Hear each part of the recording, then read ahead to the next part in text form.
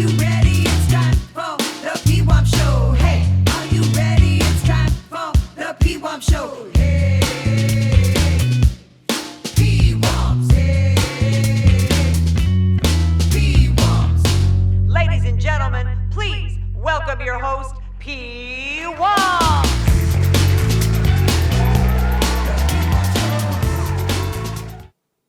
Oh, hey everybody. Welcome back to Pwamps Place and welcome back to another entertainment episode of the Pwamps Show. We're going to dive right into some news we've got, but we're going to start in the sports world. Last night, the NFL season kicked off. It was the Dallas Cowboys taking on the defending champs, the Philadelphia Eagles. It was nice. Fireworks were going off. The team was ready to go. Both teams are ready to get the season going. 5 seconds in, we got some fireworks, but they're not real fireworks. It was some referee and some spitting fireworks. If you didn't see it, it was crazy. Jalen Carter, defensive lineman for the Eagles. We get started. Offense is on the field for the Cowboys. Defense takes the field for the Eagles. And out of nowhere, we see Jalen Carter walk over to the Cowboys huddle. Dak Prescott kind of goes chest to chest. They bump a little bit. Jalen Carter spits a loogie on Dak Prescott. Everyone is like, what? Are you kidding me? He just spit on this guy. So everybody's like, Jalen Carter, what are you doing? That can't happen. You can't spit on anybody. I know baseball players and managers, they spit. Most of the time that's spitting out sunflower seeds or spitting on the dirt, but they don't spit on players. This was a crazy sight, folks, to see. But everyone thinks Jalen Carter was the bad guy. Okay, he spit. Turns out we got some new information, just came out a little while ago, and it's on video. Dak Prescott, before this happened, he kind of spit in the direction of the Eagles' defense. He was standing right in the huddle, kind of breaks it, and he just spits another loogie near him. So back and forth these teams go, a lot of drama. It was a nice little spit-filled drama session for these two teams, folks. If you did not get to see it last night, look it up because it's worth the couple-minute watch that it would take to watch it. I implore you to look it up and check it out because it's really interesting. So, now we dive to something else. We leave the sports world and we jump to another thing that I watched this week. And I'll tell you, I went into this blind. It's on Netflix. It's called Unknown Number, The High School Catfish Story. This is something I never need to see in my life again. It's a little story. It takes place in a small town in Michigan about a girl and her boyfriend, and harassment and stalking takes place. They get affected by this really heavily. It was hard to get through once. If you like that kind of things, you like true crime documentaries, podcasts, this special is on Netflix and it's something that you might want to check out, but it is tough to get through, and when you get to the end, your mind will be blown. It is a ride that is really keeping you on edge. So check it out if you want. It's called Unknown Number, The High School Catfish Story. It is on Netflix now. But what are we going to talk about next? What do we have now playing? It's a big one, folks. The 10th anniversary of Hamilton. It hits theaters. Let's talk about it.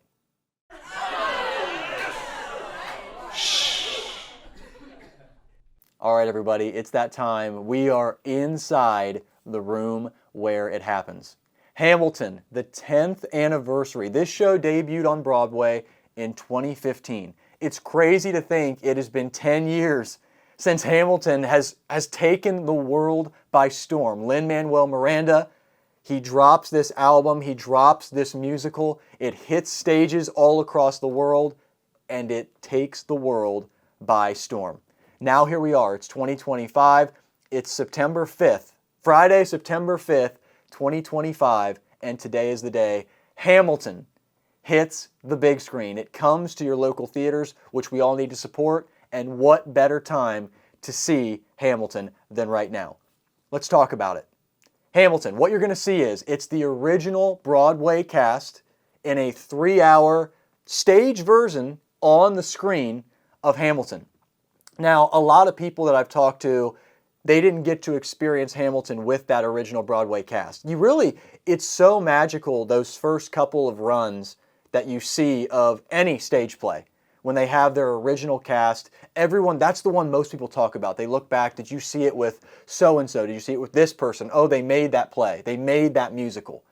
And This is so true with Hamilton. I saw Hamilton a little while ago. I saw it twice. It wasn't with the original cast, but it was so good, I had to see it again a couple of nights later. And that was not with the original cast, folks. This is going to have the original cast. It's on Disney Plus right now, but the way to view it is to go to your theater and see it. If you couldn't have seen it live with this cast, go to the theater and see it, because it's the way you want to view Hamilton. Let's talk about it. Hamilton, it's 2 acts. It's about 3 hours long, and it has a whopping 46 songs on the album. You heard that correctly. 46 albums. We've got 23 songs, then an intermission, then another 23 songs. 46 songs, that is a whopping number. And when you take a look at Hamilton, if you click play on the album, a lot of times you play an album, you might skip a couple songs here and there. Every song is outstanding. By the time you know it, you've listened to the entire show all over again without skipping a song. It's a great cast.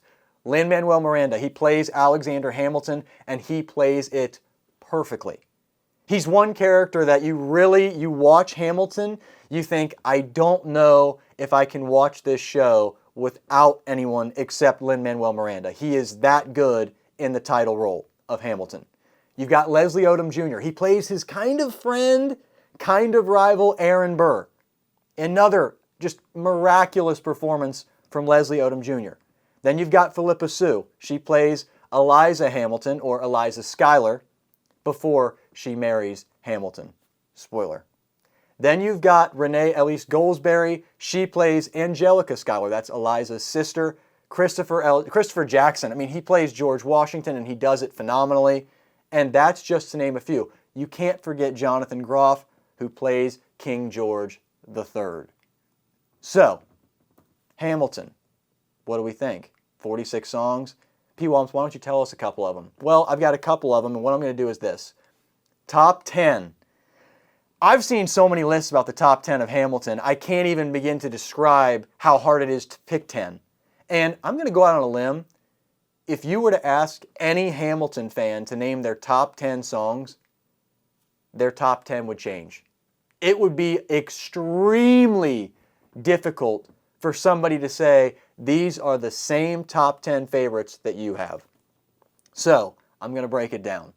10 songs in Hamilton that are my personal favorite. We're going to start with number 10. I look at Act 1, I love Nonstop. It's the closing number of Act 1. It takes us into Act 2, and it's just, you hear little bits and pieces of a lot of the songs you've heard in Act 1.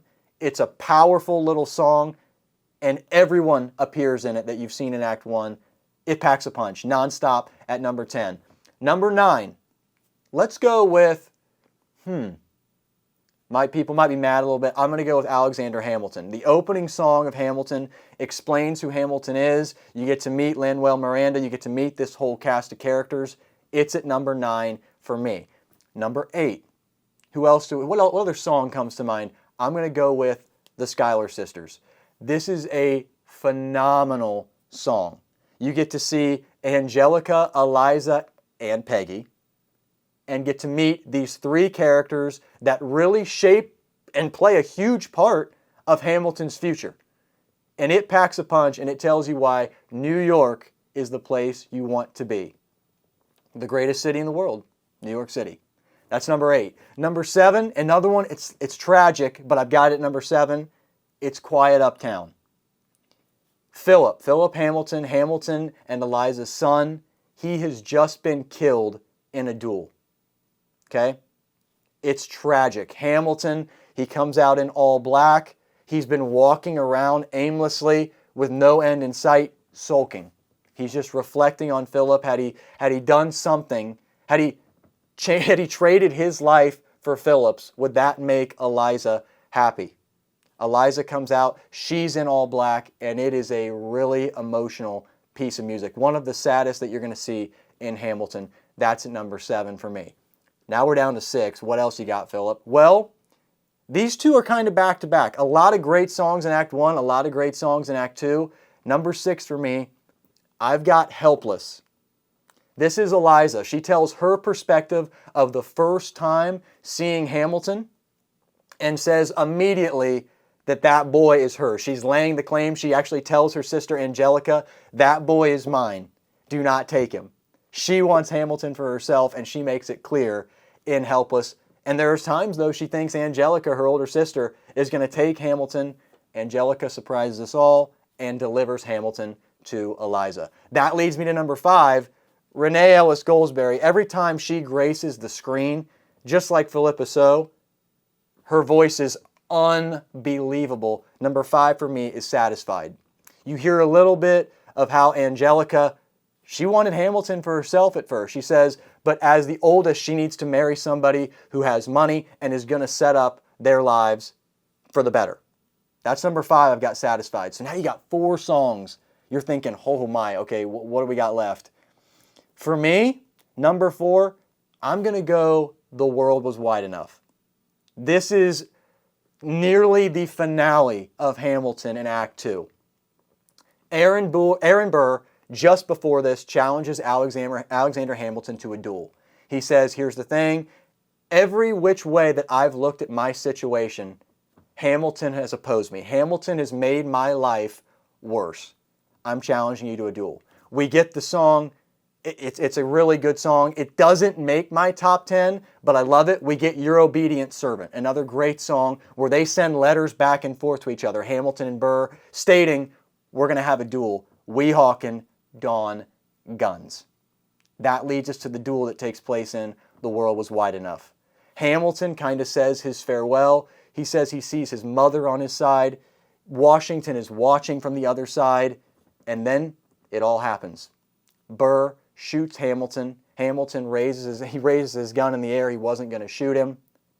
And we see a perspective from Burr that says the world was wide enough for both Hamilton and me. That is my next song on the list at number 4. You've got 3 songs left in my top 10 of Hamilton. It gets really tough here. But number 3, I'm going to go with My Shot. People think of Hamilton and My Shot immediately jumps out to them. I mean, it's just a 6-minute song that every note is phenomenal. You want to get up and dance. The minute you hear it, I want to get out of my seat. I want to dance. I'm not even much of a dancer, but when I hear My Shot, I want to get out. I could get on this booth right now and start dancing when I hear Lin-Manuel Miranda rap to My Shot, pardon me. It's fantastic. I can't wait for all of you to see it on screen if you haven't, because the way that Lin delivers it, you will want to see it. Number 2, 2 songs left in Hamilton. A spoiler, King George III, not in my top 10. If I had to, You'll Be Back would be one that I'd put in this list. It's excellent. It's the first time we see Jonathan Groff strut out onto the stage as King George. He's in his garbs and his robes. He's got his cane, his crown on. It's excellent. It's not in my top 10, but You'll Be Back is a favorite of mine in Hamilton. So, we've got 2 spots left. This is a really tough 2 for me. I'm going to go with Burn. Philippa Soo, again, this is a solo song. She comes out. She's just found out that Alexander Hamilton had his affair. He brought this woman into our bed. That's what she says in the song. And it's saying she's taking Hamilton out of the narrative. She's moving on. She is going to watch him burn. And her voice is angelic in this song at number 2. It's Burn. Wait till you see it because it'll give you the chills when you see it on screen. Number 1, it's one of my favorites. Every time I hear it, it gets with you a little bit. I'm going to go with Dear Theodosia. Aaron Burr, Alexander Hamilton, both in this, and they're talking to one of their children. Burr is talking to his daughter Theodosia. Hamilton is talking to his son Philip. They both recite the line, "You knock me out, I fall apart." And it's a really nicely written song. Very nicely written. The lyrics, the way that Leslie Odom Jr. and Lin-Manuel Miranda harmonize and go back and forth off each other. Dear Theodosia is my number 1 spot. That's my top 10 songs in Hamilton. But I want you all to make a little list for yourself. Hamilton's in theaters now with the original Broadway cast. It's only out for a limited time. Disney left that a little ominous. They didn't say how long that limited time is, but it is for a limited time only. It's in theaters now. 10th anniversary, Hamilton. Guys, folks, go see it. Even if you've seen it on stage already, go support the theater. Go see Hamilton right now in theaters. All right, everybody, it is time for what is coming soon on the Pwamps Show. And hey, what's coming soon to a theater near you? Next week, the talk of the entertainment world is all about the grand finale of Downton Abbey. We've seen 5 seasons of the TV show, we've seen 2 movies, and now we're here. The last film, the last chapter of the Downton Abbey story. I tell you what, I talk to people all the time. They say, hey, what have you been watching, Philip? What shows would you recommend to us? Well, they get kind of blown away when I say, hey, I watched Downton Abbey. They go, Pwamps, you've watched Downton Abbey? I say, heck yeah, I watched it, and guess what? It's outstanding. It's kind of a soap opera vibe. It is. I'll say that right now, but hey, I watch Young and the Restless. Does that bother me? No, it doesn't. Victor Newman, Jack Abbott. I could care less. I love the vibe. It's an old period piece that is beautiful scenery with a great cast of characters that you get invested in. Whether it's Robert, Lord Grantham, whether it's Cora, whether it's Mary, whether it's Matthew, whether it's Sybil, whether it's Daisy, whether it's Mrs. Patmore, whether it's Carson. You've got so many characters in Downton Abbey that you can get really invested in, and they all get great storylines within the 5 seasons of the show and in the 2 movies that lead us to the grand finale. This whole time they've said the slogan of this final movie is, it's time to say goodbye. We don't want to say goodbye. We want more Downton, but this is it. What's the story of this 3rd movie? Well, apparently it's all on Mary's shoulders to see what the future holds for Downton. We see in the trailer, Robert's got his hand on the wall. He's kind of looking in a sad state as he looks back up at Downton one more time. Mary is in an apartment kind of thinking she might be moving on. There's a lot of questions that are raised in the trailer. We're going to find all those answers next Friday. I talk about the characters real quickly. You had 2 staples in Downton Abbey that characters, they were fan favorites that viewers loved. You had Sybil, who was the youngest daughter of Cora and Robert, and then you had Matthew. Now, you look at both of those characters, they were fan favorites. Sybil, she obviously married Tom Branson. She had a kid. She had a daughter named Lucy. And now it's like she could have been all over this, still going. She decided to leave the show. Matthew, he had a little bit of a thing going with Mary. It was going to be, hey, are we going to be married? Are we going to fall in love? At one point, Matthew was pursuing Mary. Mary wasn't interested. At one point, Mary was pursuing Matthew. Matthew wasn't interested. The timing was never right until it was. Then they got married. They had a son. Master George. Goodbye, Mr. Barrow. That's the way he talks. I'm sorry. Anyway, both of those characters, Matthew and Sybil, decided to leave the show, which baffles me. When you look at how successful Downton Abbey is, and I know it's tough to predict the future, but with how successful it was, even without knowing how far this show and this project would go, it would be tough for me to leave a project like Downton Abbey. But they did it, and that's fine. We miss those characters, and we are going to miss everyone when we experience the grand finale. We're here in the 1930s, says Mr. Carson. Anyway, see it next Friday. Downton Abbey, the grand finale, folks. The final chapter of the Crawley family and every one of those characters that you've come to know and love. It's all happening next Friday. Don't miss it in theaters. Thanks, Dennis. Appreciate it. All right, everybody. It is time to dive in to our retro movie of the week. It was 1954's Rear Window by Alfred Hitchcock. I tell you what, I was so excited to get to watch this movie again. Jimmy Stewart, Grace Kelly, Raymond Burr.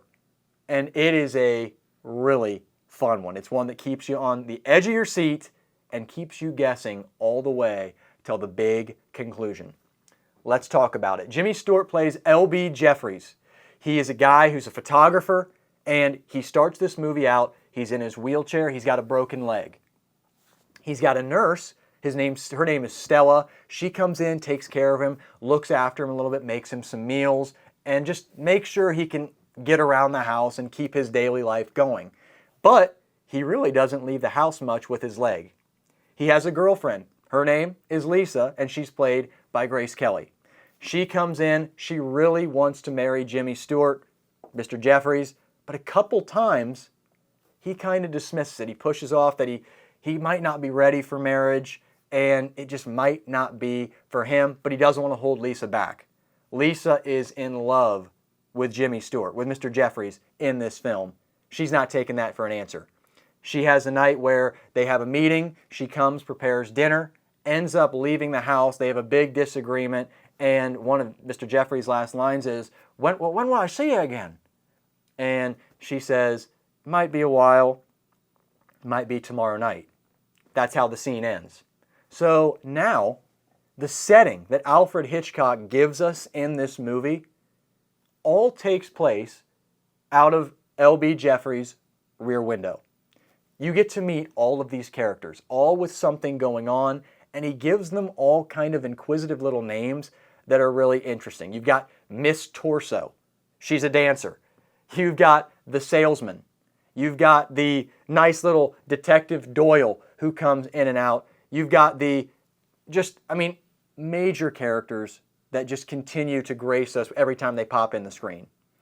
So, we get to meet these characters. Now, what happens next? Some things go down.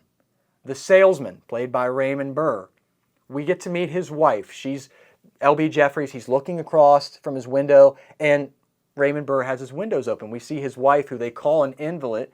She's in her bed. She's kind of not looking great, but she's talking to Raymond Burr, and he brings her some food. He brings her some food, sits it on the bed. She looks like she's kind of sick. So we're finding some information out. She's sick. They don't get along. They have a couple of arguments that Jeffries kind of witnesses and sees, and then he falls asleep. The night kind of happens, and it's, okay, Jimmy Stewart goes to bed. Lisa's not there. He wakes up in the middle of the night. It's now pouring down rain. What is the salesman doing? He's got a big black trench coat on. He's got a new big case he's carrying around. He leaves his house 3 times that night. Very interesting, right? Very interesting. You watch this and you're like, okay, why is a guy leaving in the middle of the night at 3:30 a.m.? It's pouring down rain outside. He's getting drenched. And what is in this case? The windows are all fidgety, and you can't really tell what's going on in the apartment. All the lights are off, but he's left 3 times. This has Jeffrey's attention. So he falls asleep again. Wake up the next morning, windows are open. He can see that the bed is now empty where the salesman's wife was sleeping. It's empty, it's clean. This has really got him, things are turning around now in Mr. Jeffrey's head. We go to our next scene. Lisa comes back. Jeffries tries to convince her that he thinks something a little fishy went on last night. There was an argument, there was a shout, but Lisa's not buying it. She doesn't think that Jeffries is going to spot a murder outside his house. Next thing you know, neighbors, they lower their dog down, and it starts looking at a couple flowers that the salesman has planted. It starts digging like any dog would. It digs through the mulch, almost starts ruining the flowers. Things get a little bit dicey here as all of a sudden one of the neighbor ladies comes over. She says, get out, he's going to come get you, he's going to come get you. Jeffrey sees this, Lisa sees this. They see, okay, this isn't normal behavior. Why would one of the neighbor ladies be coming up and saying, doggy, get out of here, he's going to get you? That's not what you want to hear when you're talking about a neighbor. I wouldn't want to hear that, but that's what they hear. So the dog gets out. Everything looks clean, looks clear. We then see the salesman packing up some things. He's putting some stuff in a big old case that he ends up tying down. Now he's flipped the mattress over. Jeffries is getting really suspicious. And finally, Lisa's getting suspicious as well. They don't know what's going on over there. This is when Jimmy Stewart calls for the first time Detective Doyle. He tries to convince Doyle, hey, something weird is going on over there. The wife is now gone, and I think something happened last night. They got in an argument. What in the world just took place? We don't know. Doyle says, I'll go take a look. I'm going to investigate. He does. He ends up going to a train station. Guess what? The story is the salesman dropped his wife off. She got on the train. Okay, so you think probably that's the end of the movie, case closed. There's no mystery, right? No, Alfred Hitchcock would never leave us like that, folks. Come on, he's the master of horror. So, we get back. Jeffries, again, hears from Doyle. Doyle says, Jeffries, you got to stop this. This guy is not a murderer. I actually got a note that says, from his wife, I got to my city safely. I'm already feeling better. Jeffries isn't convinced. Lisa is not convinced. And Stella, the nurse, she's not convinced. She is now in on this little trio thinking that the salesman committed this murder. Doyle says it's done. Stop it. Leave it. Nothing happened. Okay, I don't know. I'm not sure if I buy it. Jimmy Stewart then has a major moment. He sees something in the house that really turns the page here in this story. Out of nowhere, lights are all off, and just smoking a cigar, we see just the light of the cigar. Jimmy Stewart's kind of like, this is really weird. He hasn't even gone back to check on his wife. If the wife's still there, if the wife's still around, this is really weird behavior here that we're seeing from the salesman. It gets funkier, folks. Next thing you know, they decide to spring into action. Jimmy Stewart, Grace Kelly, and Stella, they all think it is time to put this to bed. They send Lisa out, they send Stella out. Jimmy Stewart, from his window, they decide they're going to go dig in the flowers where Raymond Burr has been planting some stuff and the dog has been digging. They go down. We see Stella. She has a moment. She looks back to Jimmy Stewart. She holds up her shovel and says, there's nothing here. There is nothing here. There's no body. There's nothing. Again, Jimmy Stewart's dumbfounded. He's like, this doesn't make any sense. This is not good. Wait a minute. Lisa then descends. She flies towards the fire escape. She climbs up, folks. She ascends the fire escape. She goes in to the salesman's apartment. Meanwhile, Stella has rejoined Jimmy Stewart. They're watching intensely as she's going through the apartment, looking for anything she can find to see if anywhere the salesman's wife is still around or if there's any leads that say he committed this murder. Oh boy, this is not good. She's searching around the apartment. Next thing you know, the salesman returns to his apartment. Jimmy Stewart and Stella they're in a panic. They're trying to yell for Lisa to get out of there. Then there's a confrontation. The salesman runs into Lisa. He starts attacking her. The cops were on their way. The cops show up. They break it up. Raymond Burr doesn't report Lisa. Lisa does not report our salesman. So it's looking really intense now. We find out the salesman's name is Lars. Lars and Lisa, they get into this confrontation. They both go their separate ways. They decide to leave it.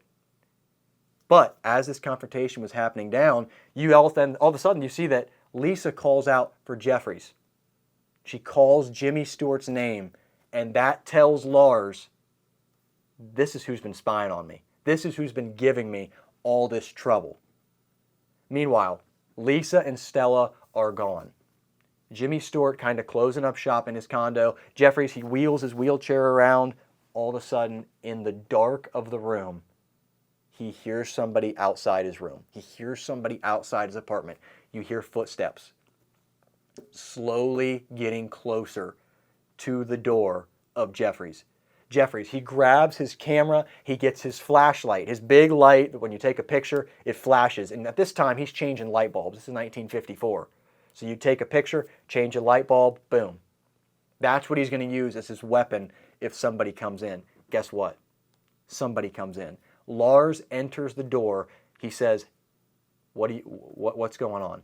Why are you doing this to me?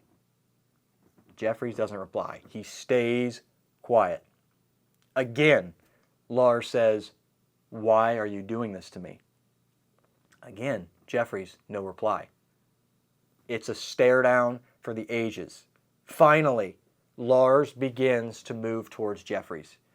Jimmy Stewart, he starts panicking, turns on his flashlight, flashes it. It blinds Lars just a little bit. Lars cleans his vision, takes another step forward. Jeffries, again, fires his light at Lars. And again, he does it.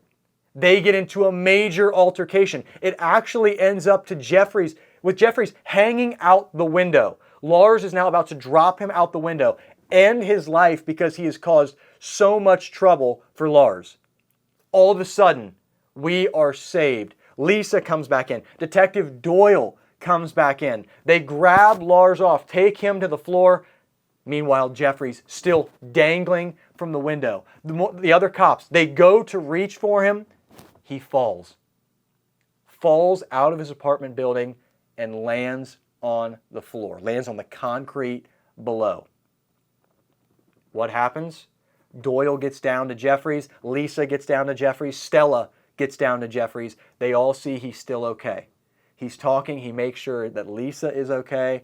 She's all safe and sound. He says he was more worried about her than himself. So now they're really getting along. Lisa loves this. Jeffrey says he was so proud of her for what she did. Going in, showing that bravery of going into Lars's house and seeing if there was any evidence in there. I mean, that took a lot. He was proud of her. Now, we get to our epilogue. What do we see? Well, we see a lot of things. We got Mrs. Lonely Heart. She's got a boyfriend. All of a sudden, she's not a lonely heart anymore. She's got a boyfriend she's getting along with. Then you see from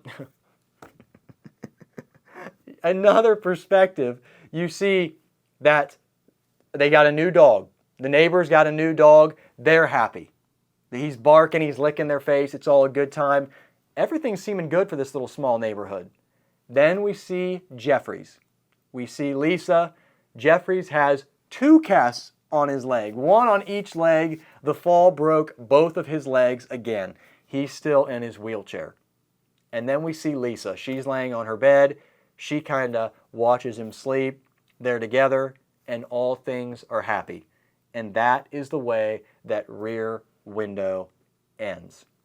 Another 1954 Alfred Hitchcock classic. I hope you all watched it. I hope you enjoyed it as much as I did. It's a classic for a reason. It's one that when you think of Alfred Hitchcock movies, you look up Alfred Hitchcock movies, it comes right to the top. It's one that a lot of people love for its genre, for mystery, for suspense, and being on the edge of your seat. Alfred Hitchcock does it again with Rear Window, as he does in many cases. I hope you all watched it, and now we're going to dive to our big old retro wheel. Let's do it.